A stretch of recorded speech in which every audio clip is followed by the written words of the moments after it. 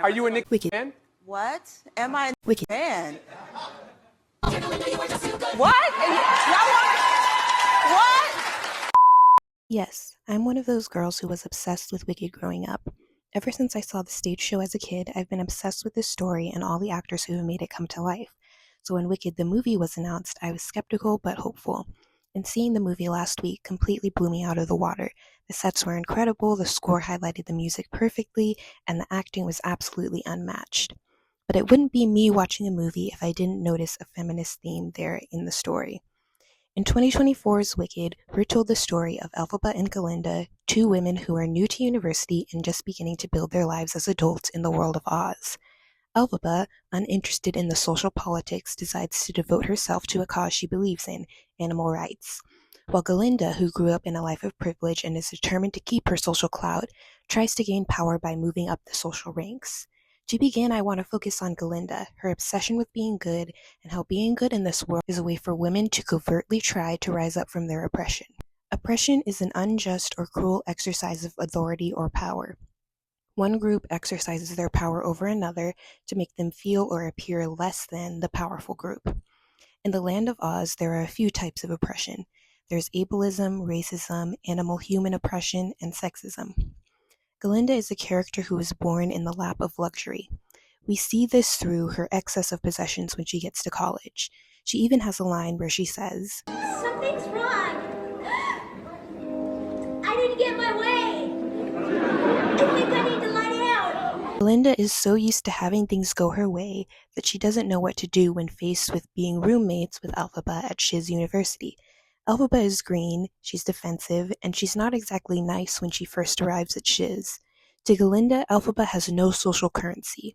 Therefore, she's not someone she wants to be seen with, yet she can't say that because that would go against her good persona. You see, Galinda is obsessed with being good. She tries to go out of her way to let Elphaba know she's okay with her being green. She does things that others perceive as nice, including giving Elphaba a makeover that she didn't ask for. But why must she be so good?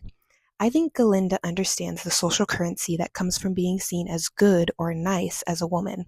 She knows that women are often disenfranchised and made to feel like they can't do things as well as men can. The way to make up for this disparity in what people believe you can do versus what you can actually do is by being as good as possible. If you stay on their good side, they're less likely to belittle you. At least that's what she believes. Galinda is still belittled and often told she is not a good sorceress, which, let's face it, she's not, but at every step of the way she's underestimated. And could this possibly be because of her looks? Because of how feminine she presents? Galinda has extreme street smarts, and she knows how to get ahead. She knows that being good is the way to do it. Elphaba, on the other hand, was born green in a world where she's the only person that color. She has to face bullying and emotional abuse from her parents due to this skin color difference. To Elphaba, she already knows she doesn't have the power, so what's the point in being good? She's defensive and seldom smiles when we first meet her. She has jokes ready to poke at herself before anyone else can make a joke out of her. This seems to be something Elphaba does whenever she meets someone new, as we see her do it twice in the film. Elphaba doesn't have the desire to be good in the same way that Galinda does because she is already disconnected from social power. While Galinda has that power and must hang on to it for dear life by creating this likable persona, Elphaba is free to be her sometimes weird self without worrying about being unlikable. Elphaba does things that are seen as weird but are really just her passion for the causes she believes in coming out. For example, she knows the answers to Dr. Dillamond's questions about animal history while her classmates don't seem to really care. She uses her magic when she sees her sister being treated unfairly, and she saves a bear cub in her class when she sees him getting abused.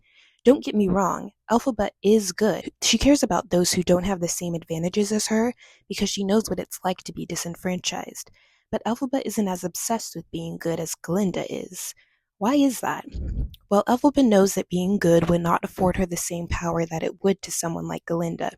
No matter how good Elphaba is, she'll never be able to overcome being ostracized by her community.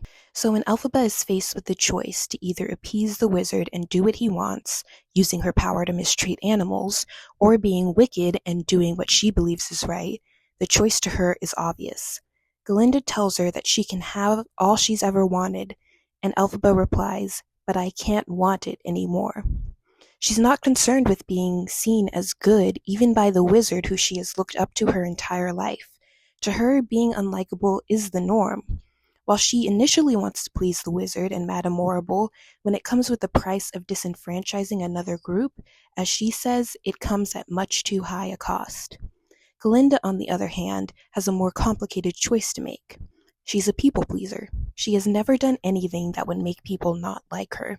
She believes that those in power must be good and that the wizard and Madame Morrible must have a reason to hurt the animals. To her, choosing to be unlikable goes against all her social conditioning. Being good is what makes her feel safe and what makes her feel like her oppression as a woman is possible to overcome. To give up that worldview would mean admitting that she doesn't have as much power as she wants, and that's too scary to her. It's dangerous. So instead, she chooses to believe what she wants to believe, that the wizard is ultimately good because he has power, that she too can have power if she just appeases the wizard enough. And at the end of the day, that means giving up her friendship with Elphaba and not joining her on the broom. Glinda has to choose between letting go of a worldview that makes her feel safe and her friend who is teaching her that social status isn't everything. And at the end of the day, the power of their friendship just isn't enough for Glinda to let go of all the years of conditioning she has to be good. This is the heartbreaking conundrum at the heart of Wicked. It asks the question, are we really able to change one another? Is it possible to let go of everything that you believe keeps you safe, to stand up for your friends and for groups that you don't know but who need your help? Wicked Part 1 tells us the answer is no. The love of a friend is not enough to change how you operate in the world. But Part 2 will give us more answers and continue to explore that question. What did you think of Wicked Part 1? Did it live up to the hype? Do you believe a relationship can change you for good? Let me know in the comments. While you're there, like and subscribe to see more videos about feminism in film.